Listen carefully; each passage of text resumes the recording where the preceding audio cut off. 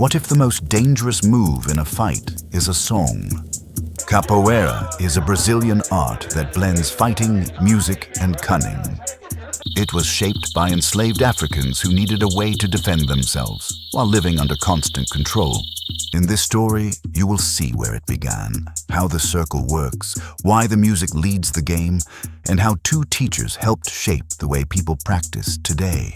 You will also see how this art was once a crime and how it became a living heritage found all over the world. Without further ado, let's explore the story of Capoeira.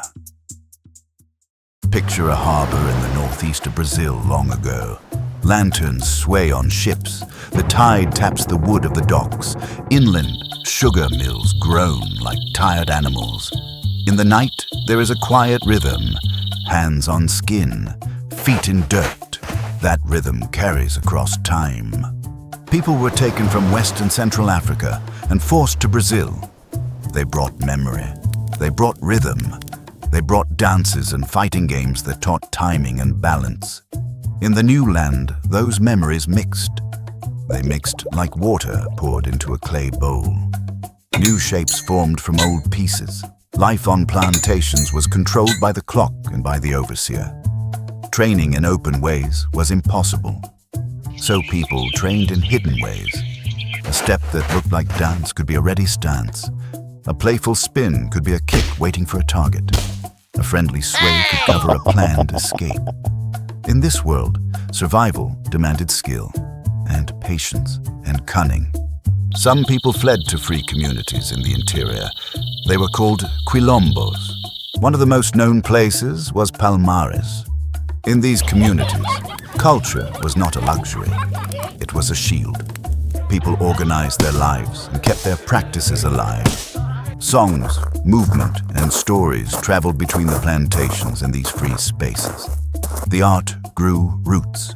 To understand capoeira, we need a few simple words. The circle where people play is called a roda. The bass step is called ginga. A teacher is a mestre. The heart of strategy is called malicia. That last word means a special kind of cunning. It is not cruelty. It is a playful intelligence. It is the art of reading an opponent and making them choose the wrong door. The circle formed for many reasons. It was a place to train. It was a place to pass stories. It was also a disguise. Outsiders could see people clapping and singing. They might think the group was only dancing. Inside the circle, people practiced attacks, escapes, and balance. They practiced how to move with control. They practiced how to move with grace. Now we step closer to the circle itself. Imagine a square of cobblestone in the sun. Musicians set up at one edge. Instruments rest like a small forest of wood and string and skin. The circle tightens. Two players crouch at the foot of the main instrument. They touch hands. The music invites. The game begins. There is no bell. The berimbau leads the roda. The berimbau is a single string over a wooden bow with a gourd for resonance. Its voice is sharp and warm. Its rhythm tells the players how to move. Slow rhythm calls for patience. Fast rhythm calls for speed. The drum called atabaque and the pandero and other small instruments fill the air. Voices rise in call and response. The sound is not background. The sound is the MAP of the fight. Every player keeps the bass step called ginga. Feet mark a triangle on the ground. The hips sway like a pendulum. The hands protect the head in the center of the body. From that sway, everything else grows. A spin called armada. A rising kick called queixada. A turning kick that whips the body called meia lua de compasso. A quick sweep called rasteira. A cartwheel called au. Dodges called esquivas. Names help you track the action. Rhythm helps you feel it. The roda looks like a duel, but it is built as a conversation. The goal is not damage. The goal is control. You must move with another person in a small space while a circle watches every choice. When you time a sweep and then help your partner land safely, you are showing skill and respect at the same time. When you dodge and smile, you show that you saw the attack before it was born. You show that your timing is ready and your mind is calm. Now the tone shifts. The circle was a classroom. The street was an exam. In the late 19th century and the early 20th century, capoeira was treated as a crime in many places. The new nation wanted control in busy cities, and groups of fighters and circles looked like trouble. Raids broke up gatherings. Teachers were watched. Some people used nicknames to stay unknown. Some used signals to warn each other. Music and festival noise gave cover when needed. The circle learned to start fast and end faster. Doors stayed open for quick exits. Malicia sharpened. The art refused to die. Teachers found ways to move capoeira from the shadows to the light. They showed officials that this art had discipline. They opened schools. They taught sequences and drills. They kept the soul of the game but offered a clear method. This created a path for wider acceptance. Two teachers stand out because their paths shaped how people talk about capoeira today. Their names are often said together. Mestre Bimba, Mestre Pastinha. Picture a simple academy with white walls, a framed berimbau, students waiting in clean lines. Mestre Bimba built a method that many call regional. He added organized training. He used sequences to teach timing and force. He invited officials to see what his students could do. Classes had conditioning. Classes had demonstrations. Lessons were practical and direct. The goal was to prove that capoeira is not chaos. It is a system. It is effective. It deserves a place in schools and sports halls. Now think of a room in Salvador in Bahia with warm light and worn wood. Mestre Pastinha formed a center called Centro Esportivo de Capoeira, Angola. He taught a style that many call Angola. The game is often lower to the ground. It uses patience like a weapon. It invites an opponent into traps. It values ritual and deep respect. It often begins with a slow step that looks like a call. That step is called a chamada. In a chamada, both players agree to walk a small path together. They test trust. They test control. Then the play returns without warning. It is like a smile that hides a plan. Both paths carry the same heart. Both teach balance, timing, and malice. Both teach that the fight is a dialogue. Put the two games side by side in your mind. Regional feels fast and upright.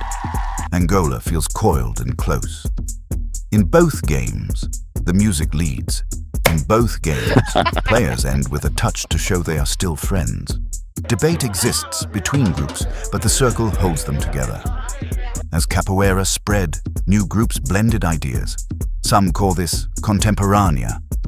Methods change with place and time, yet the core remains. The roda, the music, the ginga, the malicia, the respect. Let us look at malicia itself. This is the grammar of capoeira. It is the way the game talks. Malicia is faint and red. It is the art of making the other person make a choice that helps you. Show a path. Close it at the last second. Offer a slow target. Hide a fast sweep behind it. Rasteira looks simple from far away. Up close, it is a clock made from hips and heels and patience. You touch the leg at the exact moment the weight is leaving the ground. The result looks like magic. It is not magic. It is timing plus practice plus calm. Control matters most. You win the exchange when you keep your partner safe. You win when the circle can see that you chose mercy when you could have chosen force. This behavior builds trust. Then the game can become more creative. The players can take risks without fear. The roda becomes a place to grow. Now we give our ears more work. In capoeira, the music is strategy you can hear. The berimbau plays different rhythms called toques. Imagine 3 toques for now. Angola, São Bento Grande, Iuna. Angola invites a slower, more deceptive game. São Bento Grande invites a faster, more athletic game.